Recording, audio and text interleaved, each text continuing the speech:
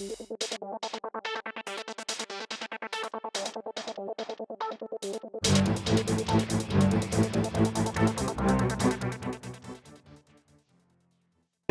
here with Amanda Mallon. Amanda, could you introduce yourself and let people know how long you've been in town and your background and that type of thing? Yes, I've been in Yellowknife for 36 years. I came here while I was still in high school, actually. I graduated from university and came up to teach in Yellowknife. Taught in Yellowknife in the classroom for 22 years. I have a lot of ex-students out there. I've been working with the Teachers Association. I'm now an educational consultant, and I feel that I'm quite involved in the community. I'm on several boards, the Y Board, the NWT Literacy Council.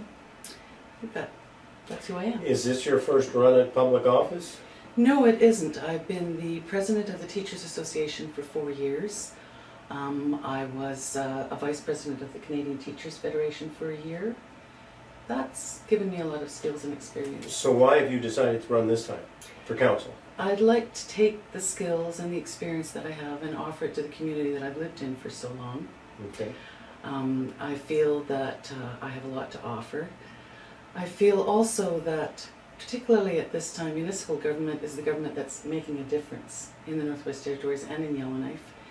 And it's making a difference in the day-to-day lives of the people of Yellowknife. And I want to be part of that. So what do you think the issues are going to be for the election? Well, the issues are, there's always an ongoing issue around taxes. There's an issue around the safety. Does that mean they're too high or too low? Or well, I have to do some research on that. Okay. And I think that's one of the things that I'm interested in learning about all of this.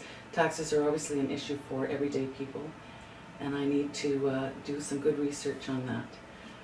The issue of green space and the use of public space is a real issue. It's come up with the Cam Lake Float Base, Tin Can Hill.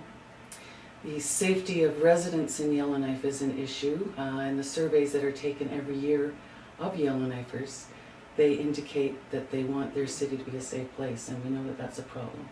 So we do have to look at working with partners to get involved to look after the social issues in this city.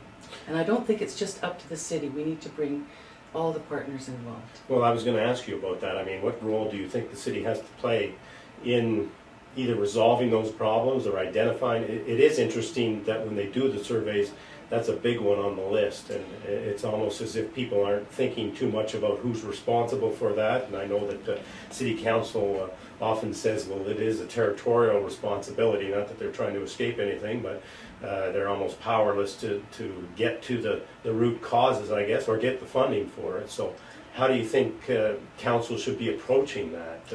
Well, I think council's role is to look after the citizens of our city, and if we don't look after Yellowknifers, who's going to? So I think that our job, should I be successful, is to be proactive and to advocate for our community.